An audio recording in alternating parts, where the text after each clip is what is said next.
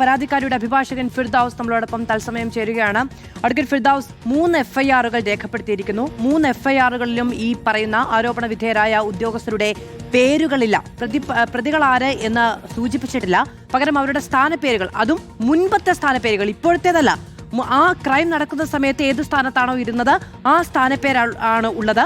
2022 വർഷത്തിലെ ഏതോ ഒരു ദിവസം നടന്ന ക്രൈം എന്നാണ് 3 എഫ്ഐആറിലും രേഖപ്പെടുത്തിയിരിക്കുന്നത്. വയസ്സ് മാത്രം കൃത്യമായി രേഖപ്പെടുത്തിയിരിക്കുന്നു. എന്തിനാണ് ഇങ്ങനെ എഫ്ഐആർ ഇടുന്നത്?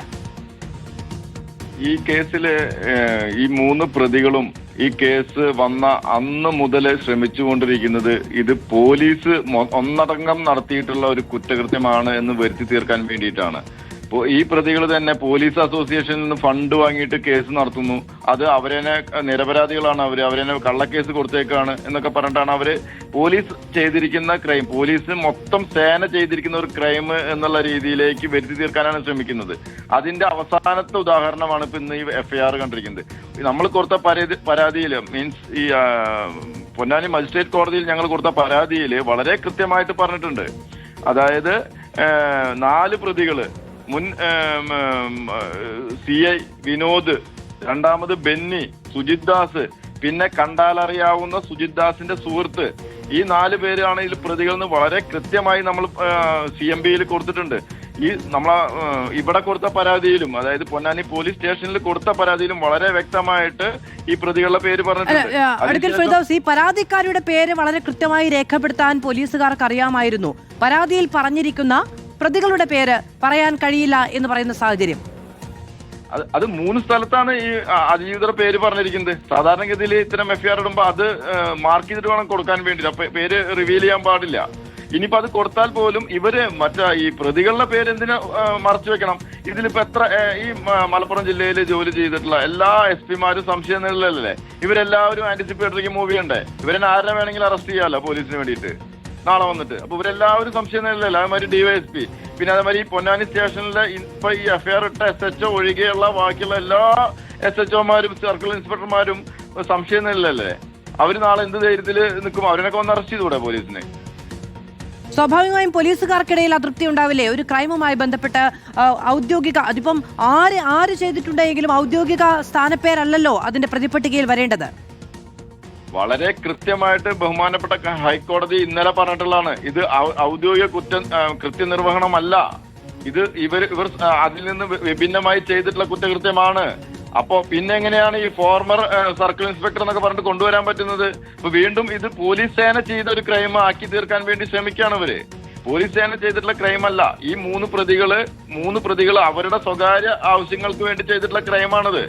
ആ ക്രൈമിൽ ഒരു കാരണവശാലും പോലീസ് സേനയുടെ മൊത്തത്തില് ഇതിന്റെ ബാധ്യത കൊണ്ടു കൊടുക്കാൻ പാടില്ല. ശരി, വളരെ നന്ദി അഡ്വക്കേറ്റ് ഫിർദൌസ് ഞങ്ങളോട് സംസാരിച്ചതിന്. പരാതിക്കാരിയുടെ അഭിഭാഷകനാണ് സംസാരിച്ചത്. പോലീസ് സേനയ്ക്ക് മേലാണ് കളങ്കം ചാർത്താനുള്ള ശ്രമം ഈ ഉദ്യോഗസ്ഥരുടെ എഫ്ഐആർ ഇട്ട ഉദ്യോഗസ്ഥന്റെ ഭാഗത്തുനിന്ന് ഉണ്ടായിരിക്കുന്നത് എന്നുള്ളതാണ്. ശ്യാം ദേവരാജ് നമ്മളോടൊപ്പം തുടരുകയാണ്. ശ്യാം, അഭിഭാഷകനും പറയുന്നത് അതുതന്നെയാണ്. ഈ ഒരാളുടെ പേരില്ലാതെ ക്രൈം ചെയ്തത് ആരാണ് എന്ന് കൃത്യമായി ആ പരാതിയിൽ പറയുന്നുണ്ട്. ആ പരാതി പരിഗണിച്ചാണല്ലോ എഫ്ഐആർ ഇടേണ്ടത്. അതിനിടയിൽ എവിടെ വെച്ചാണ് പ്രതികളുടെ പേര് ഇവർക്ക് നഷ്ടപ്പെട്ടു പോകുന്നത്? അത് മനഃപൂർവ്വമാണ് മാധു, അത് കൃത്യമാണ്. അതായത് ഈ പോലീസിലെ ഈ ഉന്നതരായ 3 പോലീസ് ഉദ്യോഗസ്ഥരെ ആ പോലീസ് ഉദ്യോഗസ്ഥനെ സംരക്ഷിക്കാനുണ്ട്, അല്ലെങ്കിൽ പോലീസുകാർക്ക് സംരക്ഷിക്കാനുണ്ട്.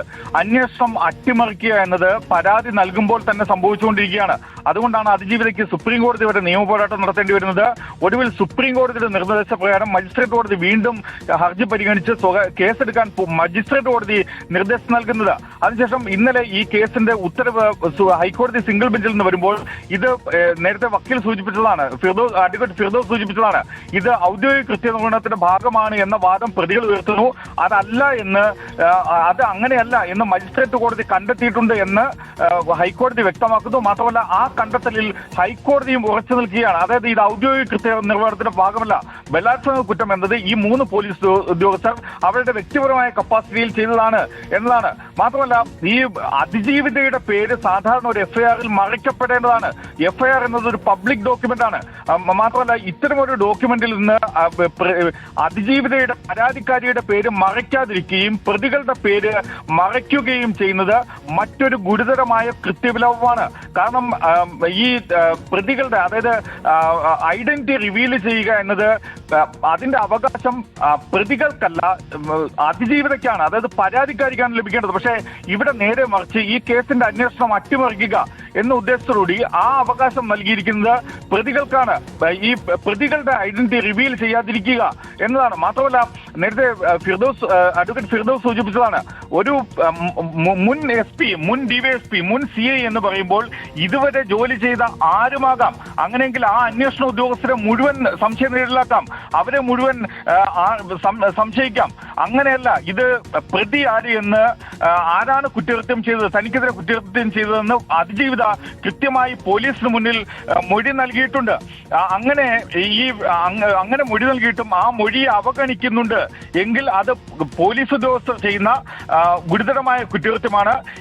ഇത്തരം കേസുകളിൽ FIR രജിസ്റ്റർ ചെയ്യാതിരിക്കുകയോ രജിസ്റ്റർ ചെയ്യുമ്പോൾ വിവരങ്ങൾ തെറ്റായി രേഖപ്പെടുത്തുകയോ ചെയ്യുന്നത് BNS നിയമപ്രകാരം സെക്ഷൻ 198 അനുസരിച്ച് ഗുരുതരമായ കുറ്റകൃത്യമാണ്. മറ്റൊന്ന്, പ്രതികളെ സംരക്ഷിക്കാൻ വേണ്ടി പച്ചയ്ക്ക് പോലീസ് ഇടപെടുന്നു, അത് കൃത്യമായി തന്നെ അവർ ഇടപെടുന്നു എന്നതാണ്.